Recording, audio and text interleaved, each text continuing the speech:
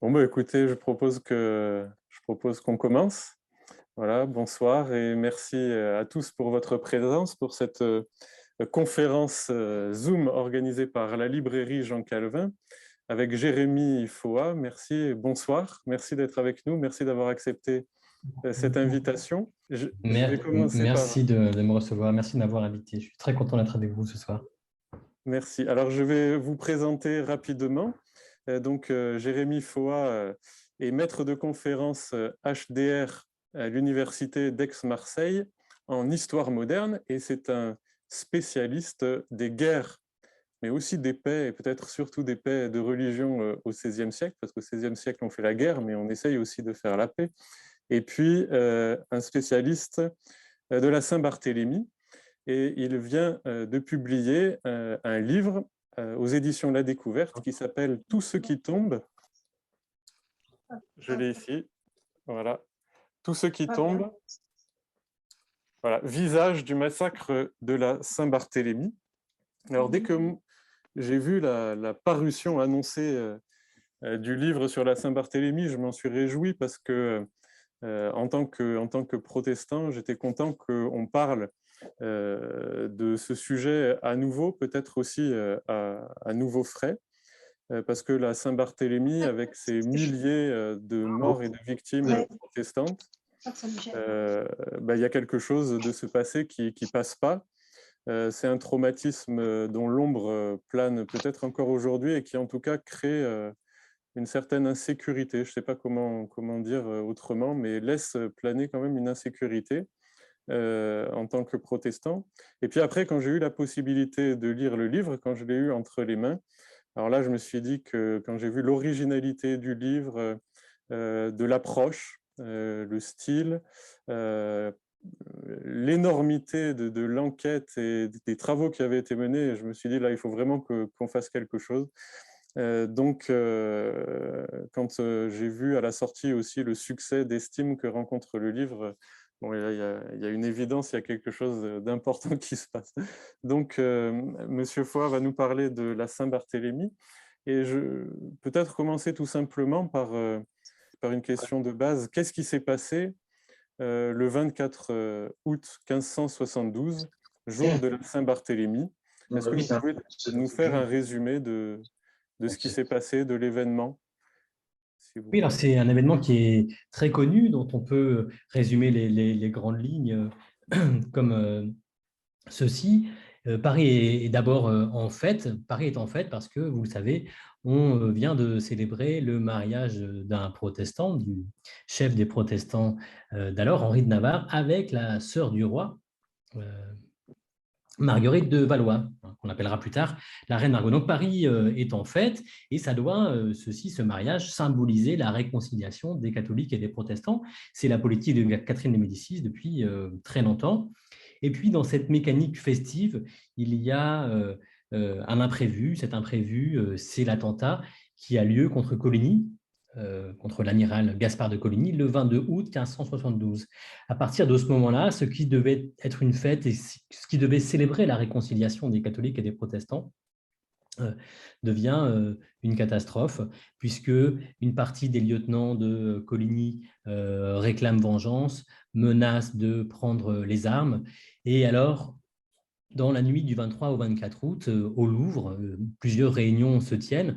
On ne connaît pas le contenu exact, mais probablement que sortent du Louvre des soldats dont le but, dont la mission est d'aller exécuter une vingtaine de chefs de guerre protestants, peut-être par mesure préventive pour éviter une nouvelle guerre. Bon, ceci est vraiment sujet à controverse. De ces 10-20 morts protestants, va découler un dérapage gigantesque du massacre, puisque dans les rues de Paris, les bourgeois vont peut-être, en pensant imiter ou en pensant obéir au roi, se mettre à passer par les armes leurs voisins protestants. Peut-être 3000 morts à Paris entre le 24 et le 28 août. Puis Paris est imité, voilà, vous le savez, à Lyon, à Orléans, à Toulouse, à Rouen, où on a des massacres et on considère qu'on est peut-être à 10 000 morts, mais les chiffres sont très, très improbables. Donc voilà, quelque chose qui sans doute part d'en haut, on ne sait pas trop pourquoi, et puis qui est imité localement et qui amène des voisins catholiques à passer par les armes des milliers de leurs voisins protestants. Un événement traumatique dont on parle pendant très longtemps. D'accord, merci. Alors, le titre de votre livre, donc, c'est Tout ce qui tombe. Ça renvoie à un psaume. On sait combien les psaumes ont façonné la piété des protestants, mais aussi leur ont permis d'interpréter les événements et notamment les épreuves qu'ils traversaient. Et le sous-titre du livre, c'est Visage du massacre de la Saint-Barthélemy. En ce qui vous concerne, quelle a été l'approche spécifique que vous avez choisie pour votre livre par rapport à d'autres grands livres? Je pense notamment à celui d'Arlette Joanna sur la Saint-Barthélemy. Il y a aussi celui de Denis Crouzet. Quelle est votre approche personnelle qui fait justement l'intérêt du livre? Alors moi, ce que j'ai voulu faire, c'est une histoire des petites gens pendant la Saint-Barthélemy, parce qu'on le sait, on a beaucoup parlé de la Saint-Barthélemy, mais tous les livres, ou la grande majorité des livres qui ont été écrits sur la Saint-Barthélemy, on parlait de Coligny, on parlait des nobles, on parlait de Catherine de Médicis, et très peu des petites gens. Il y a le pasteur Simon Goulard qui, au XVIe siècle, a nommé un à un les morts de la Saint-Barthélemy, mais la plupart des livres s'intéressaient surtout à la noblesse, à l'aristocratie. Alors moi, ce que j'ai voulu faire, c'est inverser la focale et faire une étude de la Saint-Barthélemy par le bas, c'est-à-dire m'intéresser à ces milliers de victimes protestantes, parfois anonymes, parfois connues par leur seul nom. Et pour mener cette enquête, eh bien, il fallait un peu trouver des sources qui étaient différentes, c'est-à-dire des sources qui permettaient de faire une histoire par en bas. Et les sources auxquelles je me suis adressé de manière privilégiée, ce sont les notaires, puisqu'il y a peut-être 80 notaires en activité à Paris à l'été 1572, et ces notaires, eh bien, ils s'intéressent non pas aux grands de ce monde, enfin, ils s'intéressent aussi aux grands de ce monde, mais ils s'intéressent aux Parisiens lambda, puisque au XVIe siècle, dès que vous voulez acheter un immeuble, vous marier, dès que vous mourrez, tout ceci passe devant le notaire, ce qui fait qu'il y a une immense production de papier qui est contemporaine de l'événement Saint-Barthélemy, qui avait été négligé par les historiens. Je me suis plongé dans ces papiers pour trouver eh bien, des victimes d'un côté, mais les visages que j'ai voulu étudier, ce n'est pas seulement ceux des victimes, mais aussi ceux des tueurs. Donc, je pense que c'est peut-être aussi ce qui fait la singularité de mon livre, c'est que les visages que j'essaie de mettre sous la lumière, ce sont ceux de ces victimes oubliées et puis ceux des tueurs dont on n'avait jamais ou très très peu parlé, des gens comme Thomas Croisier, comme Claude Chenet, Nicolas Pezou, essayer de comprendre qui avait tué qui. Donc je pense que c'est cette approche, si vous voulez, nominale, pleine de noms propres, pleine de chair, qui s'intéresse plutôt au pavé parisien qu'au palais du Louvre, qui serait mon approche. Oui, tout à fait. Vous parlez d'étudier, de lire le massacre au ras du sol et au ras du sang. Et ça pose une question qui est de savoir comment ça se passe concrètement, le massacre, qui tue, comment est-ce qu'on s'y prend pour tuer, quel rôle joue la géographie parisienne, les lieux. Vous insistez aussi sur le fait que le massacre a pas été prémédité, mais qu'il y a un certain nombre d'éléments qui l'ont préparé et qui l'ont donc permis. Est-ce que vous pouvez un peu expliquer, développer ça, le côté concret du massacre? Comment est-ce qu'on devient un massacreur de protestants? Ça Oui, intéresse merci beaucoup de sans souligner prévenir. ce point parce qu'effectivement, je pense que c'est ce que j'ai voulu faire en priorité dans mon livre, c'est dire ceci. On a beaucoup progressé ces dernières années en établissant que la Saint-Barthélemy n'avait pas été préméditée de tout temps par une Catherine de Médicis machiavélique qui détestait de tout temps les protestants et qui avait planifié leur mise à mort l'été 1572. Donc on a beaucoup progressé en disant ça. Il n'y a pas de préméditation. Mais par ce progrès historiographique, on a régressé en un sens, hein, en laissant entendre que dans la mesure où ce n'était pas prémédité, eh bien, les tueurs étaient une sorte de génération spontanée qui naissait dans la nuit du 23 ou 24 août sans jamais avoir répété. Alors moi, ce que j'ai voulu montrer, ce que j'ai voulu étudier, c'est que ces hommes qui tuent leurs voisins le soir du 23 au 24 août, eh bien, ils se sont longuement entraînés préalablement. J'ai essayé de pister leurs années d'entraînement, globalement entre 1568 et 1572, c'est-à-dire à Paris, mais aussi à Lyon ou à Rouen. Pendant 4 ans, on peut trouver les futurs tueurs qui déjà persécutent leurs futures victimes. Alors, ils ne les tuent pas encore, mais ils les jettent en prison, ils les bannissent de Paris, ils confisquent leurs meubles. Ce qui signifie que la mise à mort de l'été 1572, elle a été préparée par des hommes qui, depuis longtemps, savaient qui étaient protestants, où est-ce qu'ils habitaient et comment les interpeller. Ce que j'ai voulu montrer, c'est qu'il y a un savoir-faire du tueur, un savoir-faire du tueur de protestants, et que ce savoir-faire, ça ne s'invente pas. On ne décide pas qu'on va tuer son voisin protestant du jour au lendemain. Il a fallu, pendant des années, accumuler un savoir. Ce savoir, c'est celui du visage, celui du visage du protestant, celui de l'adresse des protestants, et aussi des techniques, c'est-à-dire interpeller les protestants et les jeter en prison, puis les tuer. Ce qui m'a intéressé, si vous voulez, dans cette approche, c'est de dire que quand bien même Catherine de Médicis ou Charles IX auraient donné l'ordre de tuer tous les protestants de Paris, ça n'a jamais été prouvé, mais quand bien même, il manque toujours il y a toujours un chaînon manquant, si vous voulez, entre l'ordre qui vient d'en haut et la mise à mort concrète.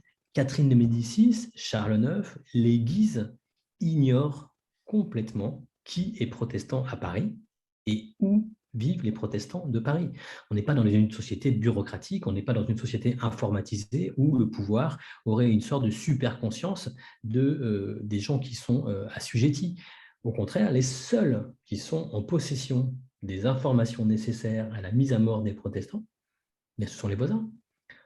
Seuls les voisins ont pu dire, bah oui, telle personne n'est pas venue à la messe dimanche dernier. Telle personne est sortie de Paris pour aller aux prêches dimanche dernier. Telle personne a été absente pendant la guerre. Ce savoir, c'est un savoir des proches, un savoir des voisins. Si le roi a donné l'ordre en haut, peut-être, peut-être pas, on n'en sait rien. En tout cas, dans la mise en œuvre, il fallait des hommes qui disposent de ressources, qui sont des ressources que dont seuls les voisins disposent. Oui, d'accord. Donc, est-ce que donc c'est un peuple catholique, est-ce que les tueurs ont des responsabilités? Donc, vous décrivez des bourgeois chefs de milice. Il me semble que vous employez le mot de coqs de quartier qui mènent le massacre, qui sont les grands massacreurs comme Croisier. Est-ce que ce sont aussi des gens engagés dans le catholicisme de manière fanatique, inquiète, ou est-ce que c'est juste des gens qui exécutent leur devoir voilà. Alors, d'après ce que j'ai pu trouver dans les archives, une grande partie de ces bourreaux, une grande partie de ces assassins sont des catholiques zélés. Et notamment, on retrouve beaucoup d'entre eux parmi les membres de la confraternité des porteurs de la chasse Sainte-Geneviève.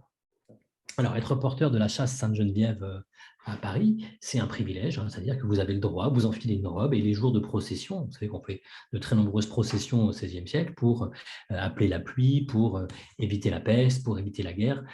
On descend les reliques de la Sainte à Sainte-Geneviève, dans l'église Sainte-Geneviève, et on la promène dans Paris. Et ceux qui ont l'insigne privilège de porter cette sainte, de porter la chasse Sainte-Geneviève, ce sont des porteurs et ils sont choisis parmi la bonne bourgeoisie catholique parisienne. Il se trouve que des gens comme Thomas Croisier, des gens comme Nicolas Pezou, qui sont des tueurs patentés, puisqu'ils ont des centaines de morts sur leur conscience, eh bien, sont des membres de cette confrérie. Alors ça veut dire quoi? Ça veut dire que, eh bien, effectivement, ce sont des catholiques zélés, de ce catholicisme angoissé qu'a pointé Denis Crozet. Et puis, effectivement, ça leur a aussi permis d'acquérir un certain charisme. C'est-à-dire que bien, ils sont visibles, ce sont des coqs de quartier, oui, ce sont des gens qui ont un certain prestige dans la rue, qu'ils ont acquis grâce à leur rôle de porteur, mais aussi, ces hommes qui d'un côté sont des catholiques zélés, sont aussi des miliciens. C'est-à-dire qu'ils sont responsables de la police du quartier. Ça fait des années qu'ils ont à enquêter sur les mauvais voisins, sur les mauvais paroissiens. Donc, ils ont, si vous voulez, une double casquette. Ils ont un prestige qui est lié à leur fonction religieuse et ils ont un charisme qui est lié à leur fonction policière. Et ce double charisme va leur être très utile le soir de la Saint-Barthélemy pour mobiliser des fidèles. Puisque autant j'ai pu trouver les noms de ces tueurs en chef, si vous voulez, autant il ne faut pas imaginer qu'ils ont agi tout seuls. Il y a sans doute en dessous d'eux une masse de suiveurs anonymes, mi-profiteurs, mi-adhérents à cette idéologie religieuse qui les ont suivis et qui ont aussi du sang sur les mains. D'accord. Et vous semblez un peu donc exempter le peuple de Paris dans ce que vous dites, je ne sais pas trop comment le formuler, mais en tout cas, que fait le peuple de Paris pendant que les protestants sont massacrés? On a l'impression qu'on continue au paroxysme de la violence de vivre presque comme si rien ne se passait. Oui, merci pour cette question parce qu'effectivement, ça me permet de souligner 2 points qui me tiennent à cœur. D'abord, le peuple de Paris, me semble-t-il, a un peu trop facilement, un peu trop vite été désigné par les historiens contemporains, puis par les historiens qui les ont suivis. C'est-à-dire, quand on lit Michelet, on a l'impression que c'est le peuple. Alors, il y a dans ce le peuple un mépris sociologique qui dit que forcément, puisqu'ils sont pauvres, ils sont fanatiques et ils sont violents.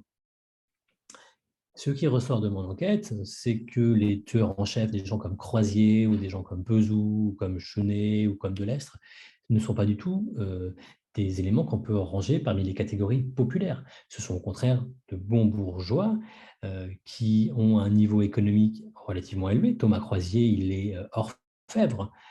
Claude Chenet, il est brodeur.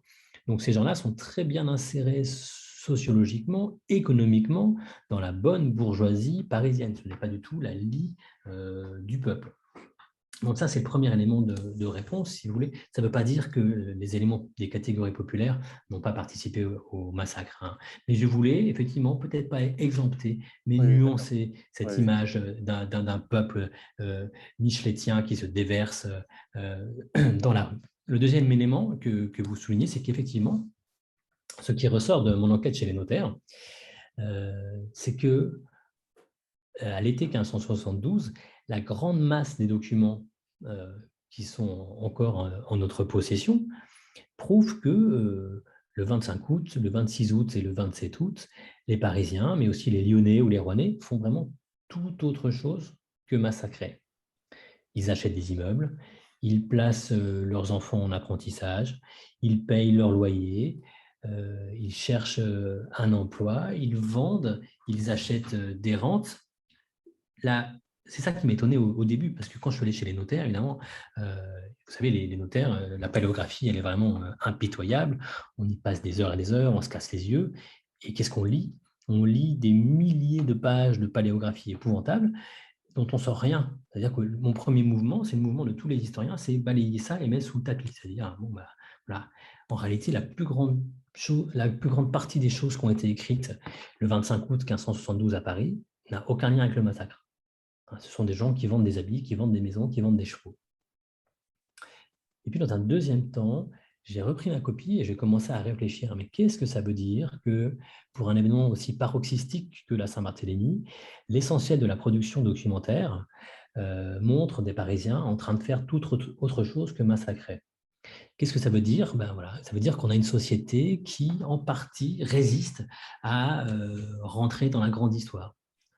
Ça ne veut pas dire que ces gens ne massacrent pas aussi. Parce qu'on peut tout à fait, ou en tout cas, on peut se poser la question, est-ce qu'on peut acheter un immeuble à 14 heures et tuer son voisin à 15 heures? Est-ce qu'on peut mettre son enfant en apprentissage à midi et tuer le fils de son voisin à 13 heures? Bon, tout ceci pose beaucoup de problèmes. Moi, ce qui m'a intéressé, c'est d'essayer de trouver des actes qui ne sont pas des actes de violence en plein paroxysme de violence, pour montrer que finalement, même un événement aussi énorme que la Saint-Barthélemy n'entraîne pas tout sur son passage et laisse toujours, voilà, c'est ça que je voulais souligner, ça laisse toujours la possibilité aux acteurs, et là je parle des catholiques parce que les protestants, ils n'ont aucune liberté dans cette affaire, bien évidemment, ça laisse toujours la possibilité aux acteurs catholiques de ne pas sombrer dans la violence. Il y a toujours un fond de liberté à l'être humain, et ce fond de liberté, il est de ne pas participer aux violences. C'est aussi ça que je voulais montrer, hein, c'est que ceux qui ont participé aux violences l'ont fait par choix, parce que d'autres ont fait d'autres choix. D'autres ont réussi à résister, à passer à côté. Qu'est-ce que ça veut dire que de continuer à travailler le 25 août 1572? On peut faire plein d'hypothèses, moi j'en ai plein et aucune n'est définitive. Première hypothèse, eh bien, cette personne est égoïste et indifférente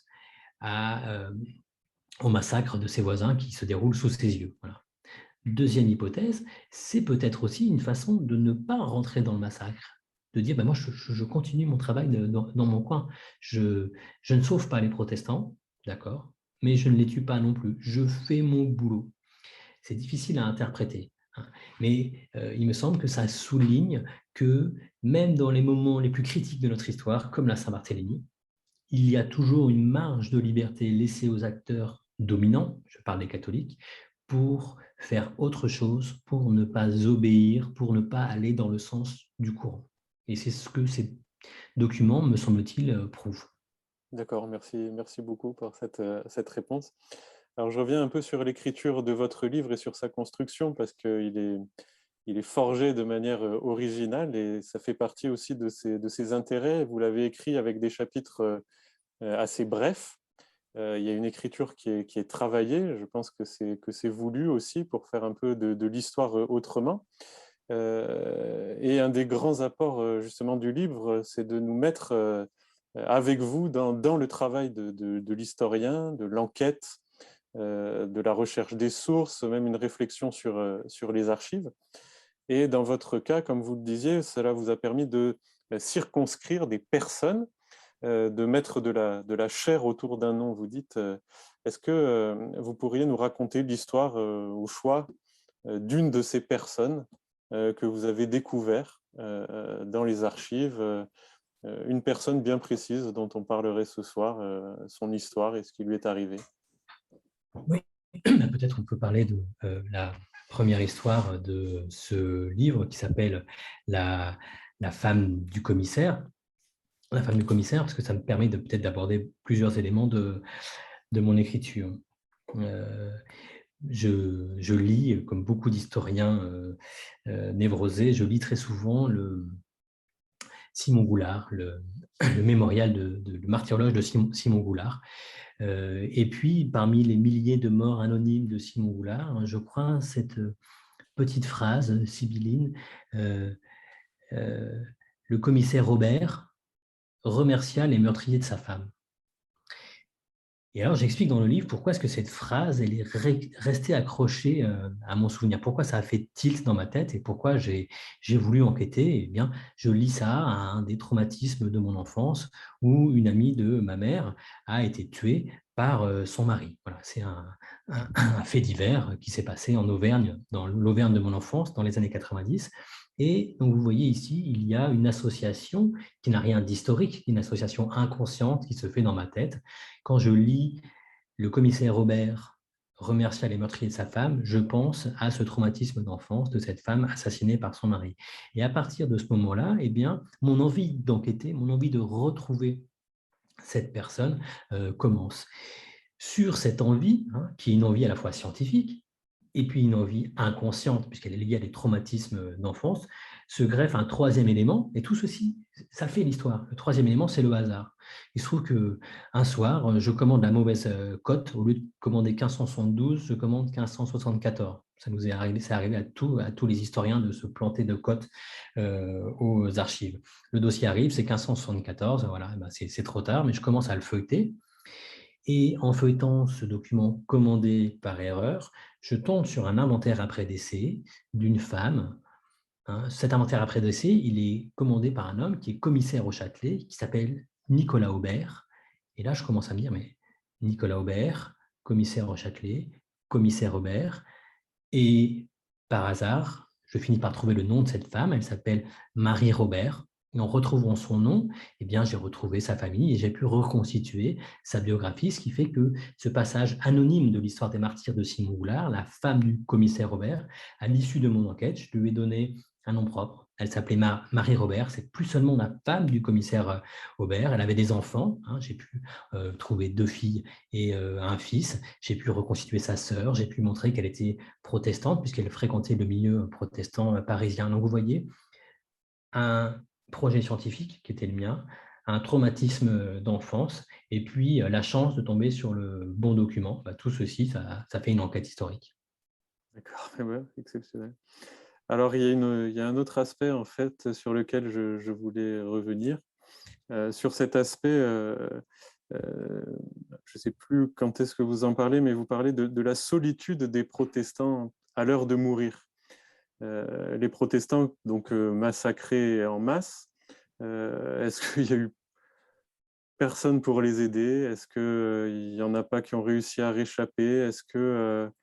En fait, est-ce qu'ils ont été voués à, voilà, à mourir comme des agneaux les uns après les autres? Est-ce qu'ils ont été totalement abandonnés? Euh, voilà. Est-ce qu'il y a eu des moyens de réchapper de ce massacre? Est-ce qu'on a des exemples?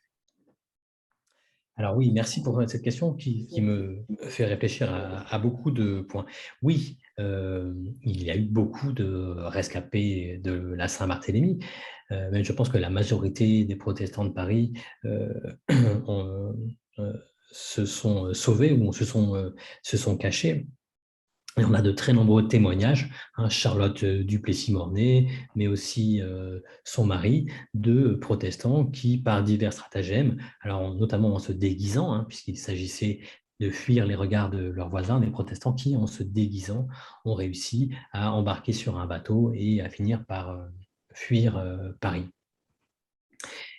Est-ce que ils ont été aidés? C'est arrivé et j'aborde ce point dans mon livre. Chez les notaires, on trouve ces documents qui sont des documents très émouvants, enfin, en tout cas moi, ils m'ont beaucoup ému, qui sont des attestations de catholicité. Ces attestations de catholicité, elles sont signées par les voisins catholiques en faveur d'autres voisins moins catholiques, pour dire le moins, c'est-à-dire en réalité très souvent protestants. Qu'est-ce que c'est que ces attestations de catholicité? Ce sont des voisins, on pourrait dire des justes, si on osait l'anachronisme, qui acceptent d'aller devant notaire et de jurer que telle personne, l'orfèvre Augustin Cerise, par exemple, à Lyon, que telle personne est un bon catholique et qu'ils l'ont vu à la messe. Et en réalité, c'est un mensonge. Hein, puisque dans le cas d'Augustin Cerise, par exemple, c'est un protestant, ou en tout cas c'est un converti de la dernière guerre, mais on trouve de nombreuses attestations de catholicité rédigées par des catholiques en faveur de protestants. Donc ce sont des gens qui vont mentir pour sauver leurs voisins. Ça, c'est un des éléments, on n'en trouve pas des milliers, hein.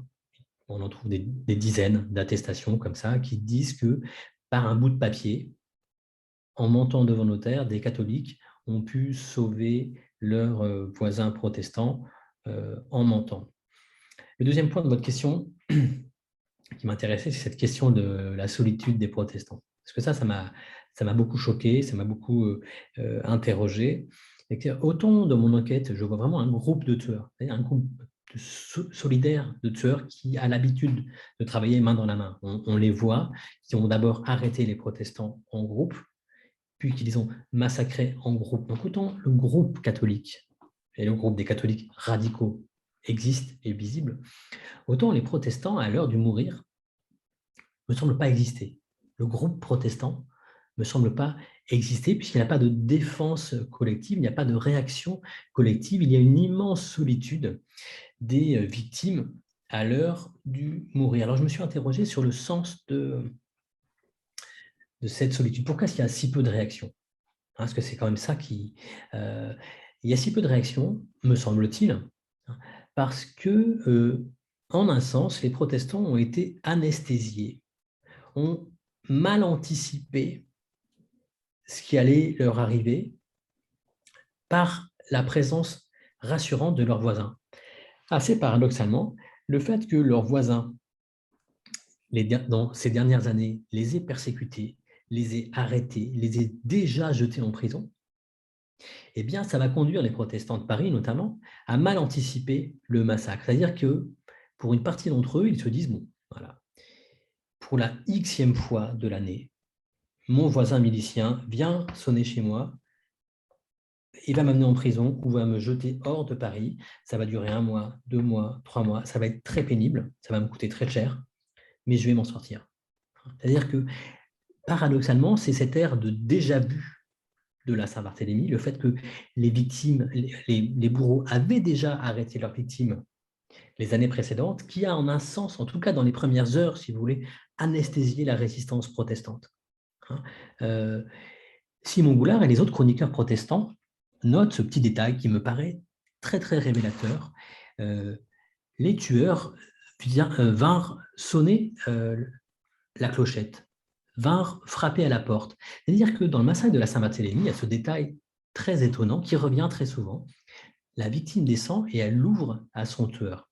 Qu'est-ce que ça veut dire? Bien, ça veut dire que la victime connaît déjà son tueur parce que c'est son voisin et que dans cette préconnaissance, dans ce déjà-vu de la Saint-Barthélemy, se joue la mauvaise anticipation du massacre. Ils vont accepter d'aller aux prisons comme ils l'ont fait déjà tant de fois les années précédentes, sauf que cette fois-ci, eh bien, on les tue. Donc, la Saint-Barthélemy a ceci qu'il faut bien comprendre, que d'un côté, elle a un air de déjà-vu, ce qui va permettre son succès entre guillemets. Et puis, elle a un caractère inouï. Le caractère inouï, c'est que, eh bien, au moment où on les conduit en prison, eh bien, on fait quelque chose de radicalement nouveau, qui est que là, on les tue. Alors que dans les années précédentes, on les avait laissés croupir pendant des mois dans les geôles de la conciergerie. Oui, d'accord, mais alors les assassins, eux, de leur côté, qu'est-ce qu'ils deviennent? Parce que donc vous les avez identifiés, en tout cas les principaux. Qu'est-ce que deviennent les assassins après? Est-ce qu'ils vont être poursuivis voilà, par la justice? Est-ce que ils vont être oubliés? Est-ce qu'ils vont passer entre les gouttes? Ça se passe comment pour eux? Alors, je pense qu'effectivement, c'est un des intérêts de faire la biographie sur le long terme et de retrouver le nom de ces assassins. C'est qu'on peut étudier, ce que j'ai fait dans le dernier chapitre de mon livre, on peut étudier leur devenir, c'est-à-dire qu'est-ce qu'ils sont devenus entre 1572 et globalement 1600. Alors, premier élément de réponse, vous savez qu'au lendemain de la Saint-Barthélemy, il n'y a aucune poursuite. Presque tout de suite, le roi déclare une amnistie des crimes de la Saint-Barthélemy, ce qui fait qu'il n'y a jamais de poursuite judiciaire contre les assassins. Bon, ça, c'est assez classique, si vous voulez. On a déjà fait ça pendant les édits de pacification.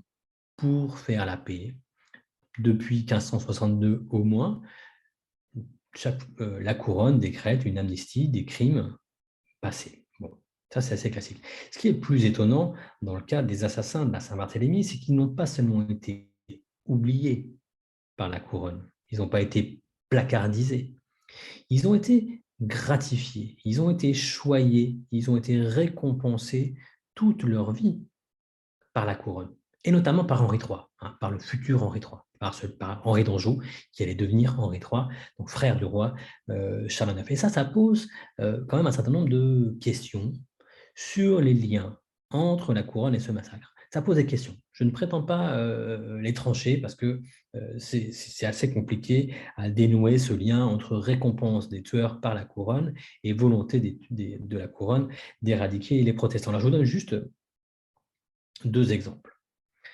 Nicolas Pezou. Nicolas Pezou, c'est un des tueurs en chef de la Saint-Barthélemy.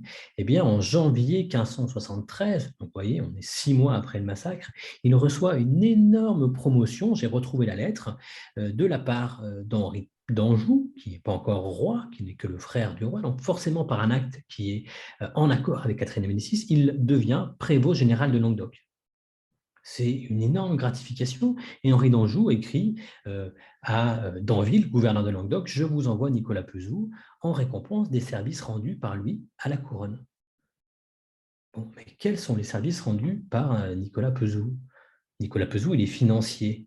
Donc, les seuls services qu'il a pu rendre, c'est comme milicien pendant la Saint-Barthélemy. Donc, ça, c'est le premier élément qui pose problème. Deuxième élément, il y en a beaucoup, hein, c'est le chapitre conclusif de mon livre, c'est Thomas Croisier. Thomas Croisier, c'est le pire des assassins de la Saint-Barthélemy, tout le monde le connaît. Eh bien, en décembre 1572, donc vous voyez, on est quasiment au lendemain du massacre, en décembre 1572, un homme de Catherine de Médicis, un fourrier de Catherine de Médicis, vend au nom de Catherine de Médicis une maison prestigieuse à Saint-Germain-des-Prés, à Thomas Croisier. Et cette maison, ce n'est pas n'importe laquelle, c'est la maison de Mathurin Lussot, un orfèvre protestant, qui est précisément une victime de Thomas Croisier. Donc ici encore, on a un lien entre participation active au massacre et une forme de récompense, ici en achetant une maison bien située. Je montre la même chose à Lyon, je montre la même chose à Toulouse ou à Rouen. Contrairement à ce que les protestants auraient souhaité, hein, il y a un passage célèbre de Goulart où il imagine la colère de Dieu qui s'abat sur les bourreaux, et les bourreaux de la Saint-Barthélemy meurent dans d'affreuses souffrances. Eh bien, en réalité, malheureusement, si on fait l'étude sociologique de leur carrière, ils sont morts dans leur lit, de leur belle mort, bien gras et choyés par la couronne, par ses représentants, comblés d'honneur et de prestige, super coq de quartier, et j'ai trouvé tous leurs inventaires après décès qui montrent qu'ils sont morts de leur belle mort. Ça pose une question philosophique sur le rôle peut-être de l'historien. Vous avez donc donné des noms aux victimes, vous avez aussi donné des noms aux bourreaux. Est-ce que ça dit quelque chose aussi du rôle de l'historien par le fait de nommer les victimes, de nommer les bourreaux? Ça fait aussi penser un peu à plus récemment à ces murs des noms, que ce soit les murs des victimes de la Shoah, que ce soit les murs des justes aussi. Est-ce qu'il y a un lien entre faire de l'histoire et quelque part faire justice, à la fois aux victimes anonymes par milliers, et puis aussi à des bourreaux qui ont réchappé en quelque part à leurs actes atroces? Est-ce que l'historien est quelque part dans cette quête de justice et de vérité par rapport à l'histoire? Dans une quête de justice, oui. Alors évidemment, c'est une justice qui est singulière, qui n'est pas la justice, si vous voulez, de la reine judiciaire, hein. Il ne s'agit pas de remplacer les juges, ni même de prétendre être juge, pardon. Mais oui, il y a une forme de justice. Pour moi, la justice que doit rendre l'historien, elle est celle-ci, c'est de citer. Michelet disait ressusciter, et je ne prétends pas échapper à ce fantasme, mais bon, je ne prétends plus ressusciter les morts, comme Michelet l'espérait. Mais je pense que la justice que doit rendre l'historien, c'est de citer, de dire les noms. Alors, vous avez cité le mur des noms dans le cas de la Shoah. Ça me permet de rebondir sur un point qui est celui-ci, que mes recherches sont traversées de ma propre histoire familiale, qui est effectivement aussi liée à l'histoire des grands traumatismes du XXIe siècle, et que toute histoire du XVIe siècle, eh bien, elle est chargée. Effectivement, vous avez peut-être remarqué que certains de mes titres dans mon livre sont en référence à l'histoire du judaïsme français, comme « Au revoir les enfants », qui est le titre d'un de mes chapitres. Ça ne veut pas dire que la situation des protestants de 1572 dose est la même que celle des Juifs pendant la Seconde Guerre mondiale, mais c'est dire que l'historien, quand il travaille sur une période passée, est forcément traversé d'images qui sont celles de son temps. Et moi, je suis, comme tous les historiens du XXIe siècle, en raison aussi de mon histoire familiale, traversé par des images qui sont celles de la persécution des Juifs. Et vous savez que les liens entre juifs et protestants sont des liens anciens et forts. Oui, tout à fait, oui. Qui ont été mis en valeur par Patrick Cabanel, notamment dans Juifs et protestants, les affinités électives, un livre à lire. Écoutez, merci beaucoup, Jérémy Foa. Moi, j'ai terminé avec mes questions. Je pense qu'on peut laisser la parole au public. Peut-être on peut aussi taper les questions là dans le petit forum de discussion qu'il y a sur Zoom. Si vous souhaitez poser quelques questions, on peut prendre, si ça vous va, Jérémy, de faire 5-10 minutes de questions. Bien sûr, avec plaisir. Merci beaucoup en tout cas pour toutes vos questions. Avec plaisir, j'ai beaucoup d'intérêt à votre livre, à vos recherches. Peut-être je commence quand même avec une question qui m'est plus personnelle. Par rapport à Goulard, dont vous avez beaucoup parlé, qui est un pasteur très important avec son martyrologe. Ma question, c'est de savoir comment est-ce qu'a été interprété, peut-être théologiquement, le massacre de la Saint-Barthélemy par les protestants, puisqu'il est le premier à avoir fait ce travail d'historien, de recherche des noms. Comment est-ce qu'il est interprété par les protestants leur propre massacre? D'autant que j'avais donc lu le livre de Dossi sur le parti protestant.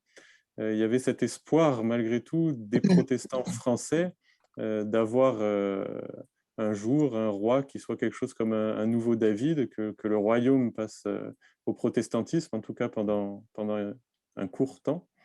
Est-ce qu'ils ne se sont pas demandé à un moment si ils n'avaient pas favorisé par leur engagement politique, par le fait d'avoir peut-être mis la pression à la couronne, effrayé, participé malgré tout à ce qui leur est arrivé? Est-ce qu'il y a eu une interprétation de ce type chez les protestants? Quand on est protestant, on croit forcément à la providence, et encore plus au XVIe siècle. Et donc, forcément, le massacre doit être réinséré dans un grand dessein divin, qui est celui des épreuves que Dieu réserve à son peuple. Donc, oui, la Saint-Barthélemy s'insère dans la série des souffrances qui étaient celles des Juifs de l'Ancien Testament, qui sont celles des protestants du XVIe siècle, par lesquelles Dieu éprouve son peuple. Ça ne veut pas dire que si Dieu a décidé ce massacre, les protestants ne peuvent pas résister, puisque vous savez qu'une des grandes conséquences sur le plan des théories politiques de la Saint-Barthélemy, c'est la rédaction par les penseurs protestants d'abord, qu'on va appeler les monarchomaques, puis des penseurs catholiques, de théorie de la résistance à l'autorité monarchique. À partir du moment où le roi fait massacrer son peuple, c'est ce que les protestants pensent que Charles IX a fait, il devient licite de lui résister, voire de le détrôner. Donc, vous voyez que les conséquences politiques en termes de théorie de la Saint-Barthélemy sont énormes. D'accord, d'accord. Merci beaucoup. Alors, je prends la première question de Benjamin Rivoire. Est-ce qu'il y a des repentis parmi les assassins de la Saint-Barthélemy? Est-ce qu'on a des exemples de repentis? Merci beaucoup pour cette question, elle est très pertinente. Alors, la première réponse, elle est assez décevante. Malheureusement, les assassins n'ont jamais pris la plume pour ni se vanter, ni regretter leurs méfaits. Autant on a des dizaines, voire des centaines de témoignages protestants sur la Saint-Barthélemy, autant les témoignages catholiques sont très rares et les témoignages de bourreaux inexistants. Il n'y en a pas. Bon, mais alors ça, c'est la première élément de réponse, c'est assez décevant. Mais on a ce personnage qui est singulier, qui est Thomas Croisier. Thomas Croisier, vraiment, c'est le pire de tous. C'est vraiment, c'est le pire. Eh bien, Thomas Croisier, il finit ermite dans un ermitage en grande banlieue parisienne. Et donc, si on reprend une partie de l'hypothèse de Denis Crouzet, on pourrait imaginer que cela s'insère dans une grande forme de culpabilité catholique à l'issue, un sentiment de culpabilité catholique à l'issue de la Saint-Barthélemy. Alors, oui, repentir, oui, qui amène, et c'est ce que montre Denis Crouzet, et je suis assez d'accord avec lui, l'imaginaire de la violence a changé de sens. Je le dis en quelques mots, c'est un peu compliqué à expliquer, mais avant la Saint-Barthélemy, la violence est destinée et contre les protestants. Après la Saint-Barthélemy, l'imaginaire catholique va être de plus en plus un imaginaire du repentir et de la flagellation. Et les catholiques vont Pénitentiel. avoir une, voilà, pénitentielle, exactement, Mm. avoir un type de spiritualité qui est beaucoup plus, et la violence est beaucoup plus retournée contre eux-mêmes. Ouais. Donc, ça serait ma réponse, hein, si vous voulez. Oui, Peut-être qu'on pourrait voir ici le repentir. d'accord, très bien. Alors, une autre question de Anne Forest. Comment relisez-vous le tableau de Dubois sur la Saint-Barthélemy par rapport à vos recherches? Donc, Alors oui, il faudrait que je l'ai sous les yeux pour m'en souvenir avec précision, mais ce que montre le tableau de Dubois, eh bien, c'est on voit très très précisément la participation de la milice, hein, puisqu'on voit vraiment des hommes qui sont en costume de miliciens, mais on voit aussi que toutes les catégories de la société sont touchés par le massacre. C'est ça qui est intéressant dans le tableau de Dubois, c'est que c'est pas juste Coligny, hein, parce qu'après, on va finalement faire un gros plan sur le cadavre de Coligny qui est passé par la fenêtre, ce qui est tragique, mais ce qui n'est pas toute la Saint-Barthélemy. Le tableau de Dubois, il a ceci d'extraordinaire que on voit des centaines de victimes, des femmes, des enfants, des gens de la bourgeoisie, des gens du peuple, et en ceci, je pense qu'on peut relier le tableau de Dubois à mes propres recherches, qui est que, eh bien, il rend justice aux autres victimes de la Saint-Barthélemy et pas seulement au Grand Noble. très bien. Alors, une autre question d'Emmanuel Ménétret. Votre travail résonne de référence à une historiographie consacrée à des périodes plus récentes. Donc ça, c'est ce dont on a parlé. Dans quelle mesure ces travaux vous ont-ils guidé et inspiré? On pourrait d'ailleurs parler aussi des travaux sur le génocide au Rwanda, peut-être, je sais. Oui, tout à fait. Alors, j'ai déjà dit à quel point le martyre des Juifs pendant la Seconde Guerre mondiale travaillait toutes mes recherches, mais parmi mes lectures de prédilection, eh bien, il y a une historienne magistrale qui s'appelle Hélène Dumas, qui est la grande spécialiste du génocide des Tutsis du Rwanda. Et c'est Hélène Dumas qui a la première théorisé, conceptualisé ce problème du massacre de proximité. Elle montre de la même manière que seuls les voisins au Rwanda sont capables de dire tel est Tutsi et habite à tel endroit.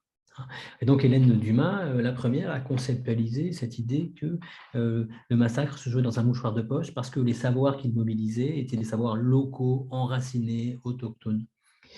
Et moi, quand j'ai lu Hélène Dumas, je travaillais déjà sur la Saint-Barthélemy, ça m'a sauté aux yeux en disant, mais oui, bien sûr, la Saint-Barthélemy est un massacre de proximité et je vais pouvoir...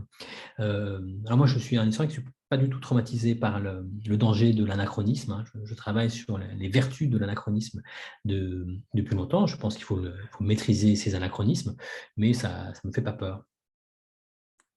Très bien, merci.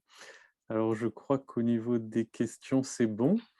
Je pense qu'on va pouvoir s'arrêter là. Vous remercier encore bien chaleureusement, à la fois pour vos travaux, pour leur qualité, pour toutes les recherches effectuées. Merci aussi d'avoir accepté donc, de répondre à l'invitation de la librairie Jean Calvin. Je vous rappelle donc que vous pourrez bien sûr trouver dans la librairie de Paris, d'Alès, de Cholet et bientôt de Rennes, puisque c'est une annonce exclusive ce soir. La librairie Jean Calvin ouvre un magasin à Rennes le 12 octobre.